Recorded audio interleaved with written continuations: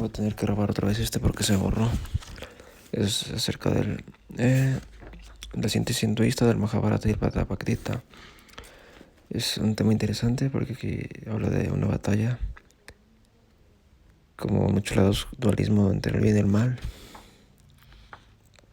Es interesante el Bhagavad Gita. El Mahabharata es el de la guerra, el Bhagavad Gita es como otras cosas. Dice: guerra escatológica y fin del mundo. Aquella guerra monstruosa fue decidida por Brahma a fin de aliviar a la tierra de una población que aumentaba constantemente. O sea, que vimos a un demiurgo. Brahma pidió a algunos dioses y demonios que se encarnaran a fin de desencadenar una terrorífica guerra de exterminio. Aquí vemos a un demiurgo identificado con Brahma.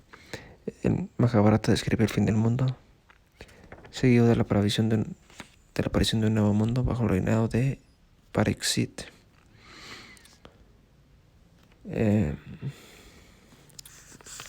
Pero lo que nos interesa es más bien la revelación de Krishna, que se encuentra aquí. Dice: quizá resulte paradójico a primera vista el hecho de que la obra literaria que describe una terrible guerra de exterminio al término de un yuga constituye al mismo tiempo el modelo ejemplar de toda síntesis espiritual a que haya podido llegar el hinduismo. Desde la época de los brahmanas, el pensamiento indio en su totalidad se caracteriza por la tendencia a la conciliación de los contrarios, pero hasta el Mahabharata no es posible medir la importancia de los resultados. Esencialmente se puede decir que un poema enseña la equivalencia del Vedanta o doctrina de los Upanishads, del Samkhya y del Yoga. Establece las tres vías representadas por la actividad ritual, el conocimiento metafísico y la práctica del yoga. El poema presenta a Samkhya y al yoga en sus etapas presistemáticas. El primero significa el verdadero conocimiento o el conocimiento de sí mismo. Desde un punto de vista, el Samkhya se sitúa en las líneas de los Upanishads. El yoga comprende toda actividad que conduzca al yo o a Brahman, al mismo tiempo que confiere innumerables poderes. Lo más frecuente es que tal actividad equivalga al ascetismo. El término yoga significa a veces método y también fuerza o meditación. Los dos darsanas se consideran equivalentes. Según el Bhagavad Gita, solo los espíritus obtusos oponen el Samkhya Yoga, pero no los sabios. El que es verdaderamente maestro es uno de ellos.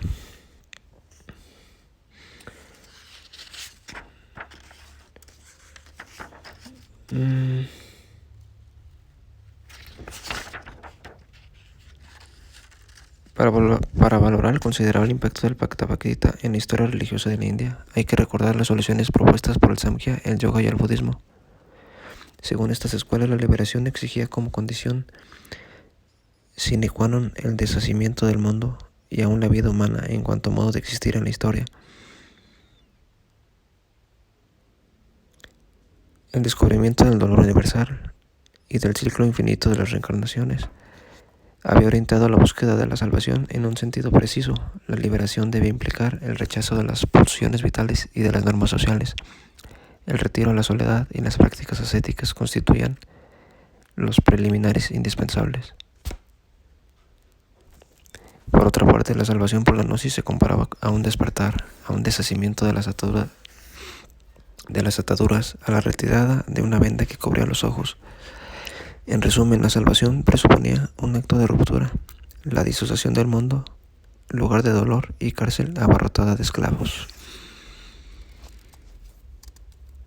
El endurecimiento progresivo del dualismo materia-espíritu recuerda la evolución del dualismo religioso que desemboca en la fórmula iraní de los dos principios contrarios y representativos del bien y el mal. Como hemos observado en varias ocasiones durante un largo periodo, la oposición entre el bien y el mal no era otra cosa que uno de tantos ejemplos de ideas y polaridades cósmicas, sociales y religiosas que aseguraban la alternancia rítmica de la vida y del mundo. En pocas palabras, lo que se aislaba en los dos principios antagónicos del bien y del mal era el principio una tan solo entre las numerosas fórmulas mediante las que se expresaban los aspectos antitéticos y a la vez complementarios de la realidad. Día-noche, masculino-femenino, vida o muerte, fecundidad, esterilidad, salud, enfermedad, etc. Dicho de otro modo, el bien y el mal formaban parte del mismo ritmo cósmico y por consiguiente humano que el pensamiento chino formuló mediante la alternancia de los dos principios, Yang y Yin. La devaluación religiosa del mundo va acompañada de una exaltación del espíritu o del yo, Atman Parucha. Para el mismo Buda, Si bien rechaza el Atman en cuanto mónada autónoma e irreducible, la liberación se obtiene gracias a un esfuerzo de naturaleza espiritual.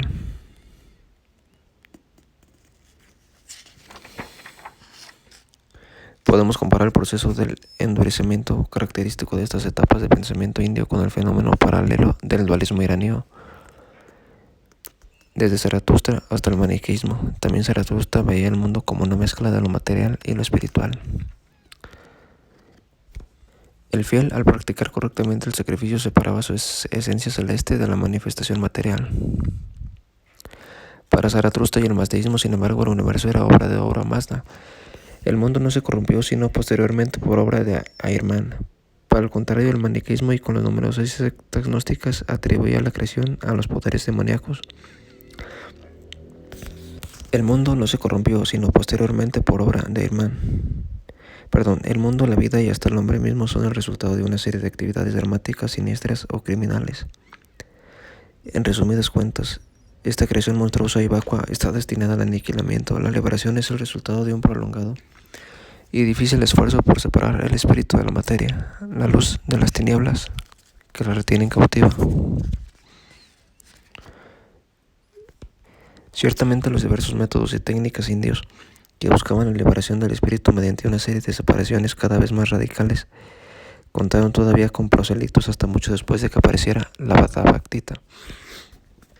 En efecto, el rechazo de la vida y sobre todo de la existencia condicionada por las estructuras sociopolíticas y por la historia se convirtió a partir de los Upanishads en una prestigiosa solución soteriológica.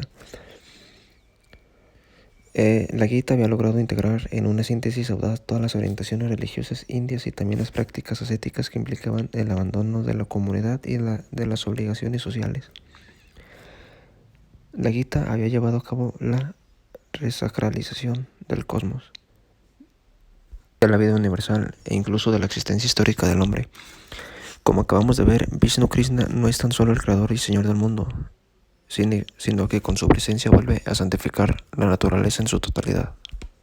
Dicho de otro modo, todo es creado y todo está regido por Dios.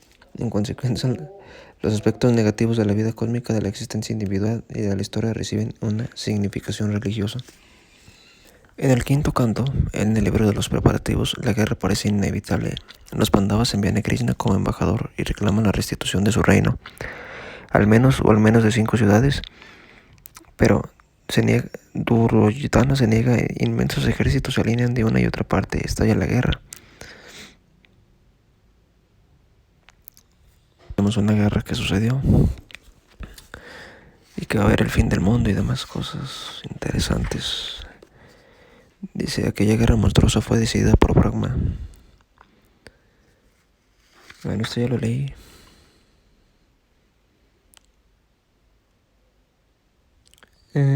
Dice, la teoría cíclica se populariza a partir de los Puranas, pero ello no significa que el mito escatológico sea necesariamente una creación del hinduismo. Su idea es arcaica y goza de una considerable difusión, y lo que es más, en Irán y Escandinavia están atestiguados mitos semejantes. De aquí esta parte es interesante porque los arios tienen que ver con esto, con Irán, con Escandinavia, es donde estaban los arios, ¿no? Y su mitología se parece mucho. Muchos hablan que ahí estaba de donde descienden los hiperbóreos y los nórdicos, y por eso se parecen. Y muchos hablan que la parte hinduista, la parte de Irán, es donde encontramos el dualismo y es donde está la parte de conocimiento gnóstico que se debe a los arios. Muchos dicen que de ahí desciende todo, de esta parte. No sé si ya lo mencioné en otros videos, que hay un libro de Ignacio Gómez de Leaño que se llama El Circo de la Sabiduría. Habla de los gnósticos, pero él se basa en la parte del budismo de allá, de los tantras y eso, que según Alejandro Magno los trajo para acá, y de ahí se creó el gnosticismo y eso, el dualismo.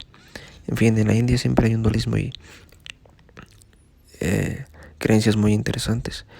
Dice, según la tradición zoroastrista, Ormuzd vencerá a Ahriman, que Ahriman es el malo. Al final de la historia, los 6 Amechas Pentas se apoderarán cada uno de un archidemonio, y todas estas encarnaciones del mal serán definitivamente arrojadas a las tinieblas. Como ya hemos visto también, entre los germanos hallamos una escatología semejante en el curso de la batalla final, el Ragnarok. Cada uno de los dioses se encargará de un ser demoníaco o de un monstruo, con la diferencia de que los dioses y sus adversarios se darán a muerte unos a otros hasta el último. La tierra será incendiada y finalmente sumergida en el mar. Sin embargo, la tierra resurgirá de la masa acuática y una nueva humanidad gozará de una existencia feliz bajo el reinado del joven dios Balder. Bueno, si es otra humanidad material, sigue siendo la misma mierda, solo hasta que sea espiritual. Hay varios como Wikander y Dumézil que han analizado estas analogías entre estas tres guerras escatológicas. Por tanto, afirmar que el mito del fin del mundo era conocido por los indoeuropeos. Podemos afirmar esto.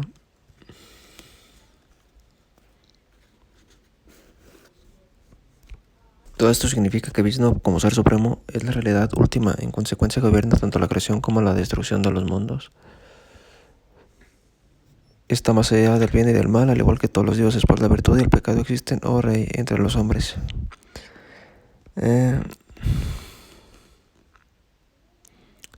Exaltan a Vishnu como el ser supremo.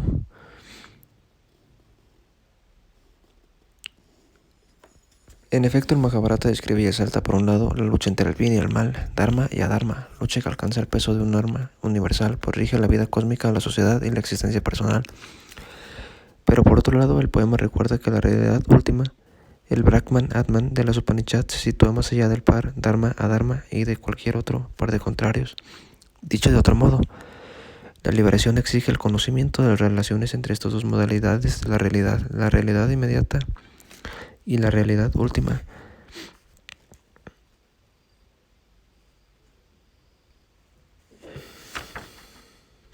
Bueno, es todo. Ya no tengo voz. El otro se perdió.